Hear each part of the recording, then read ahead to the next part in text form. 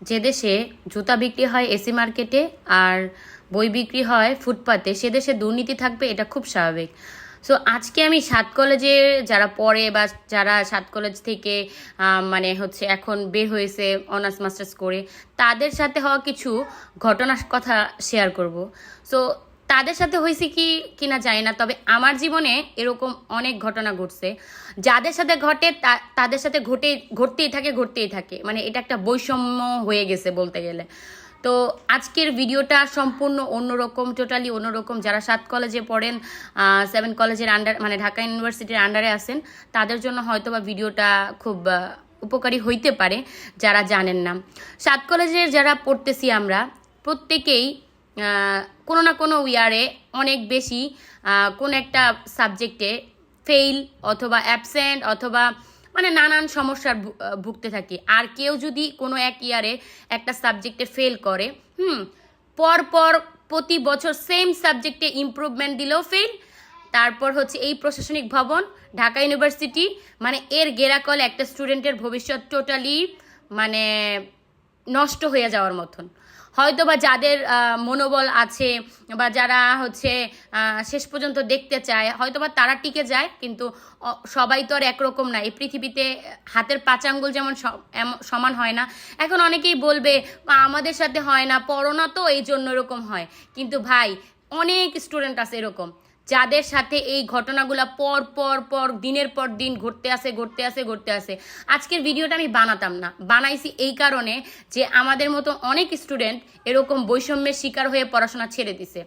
তো সাত কলেজের এই একটা সমস্যা, সেটা হচ্ছে আপনি পরীক্ষা দিয়েছেন, হয় অ্যাবসেন্ট নয় আপনার এক সাবজেক্টে এক সিরিয়ালের সব ফেল, এক সিরিয়ালের সব পাস, খাতা মানে প্রপার মূল্যায়ন হয় না।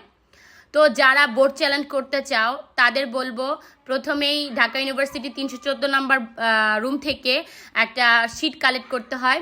সেই শিট কালেক্ট করে সেটা ফিল আপ করে সোনালী ব্যাংকের একটা স্লিপ কম্পিউটার দোকান থেকে নিয়ে এসে সেটাতে টাকা 800 টাকা সোনালী ব্যাংকে জমা দিয়ে অধ্যক্ষের সাইন নিয়ে তারপর ঢাকা ইউনিভার্সিটিতে জমা দিতে হয়। 314 নাম্বার, 321 নাম্বার আর মাস্টার্সের জন্য 346 নাম্বার রুম।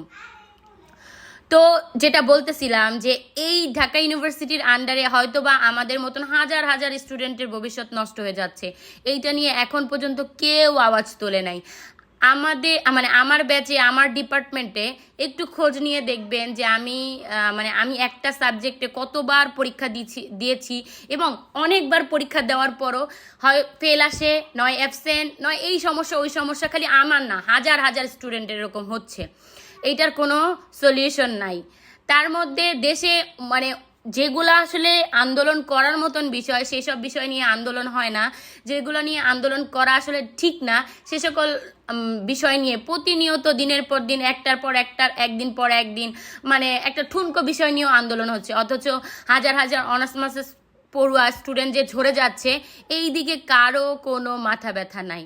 তো যেটা বললাম যে দেশে আসলে মানে বিদ্যারই কোনো মূল্যায়ন হয় না, সে দেশে মানে শিক্ষা চিকিৎসা আর হচ্ছে কি বলে শিক্ষা চিকিৎসা নিয়ে আসলে ব্যবসা করা উচিত না, কিন্তু বর্তমানে আমাদের বাংলাদেশে শিক্ষার চিকিৎসা নিয়ে সবচেয়ে বেশি ব্যবসা হয়।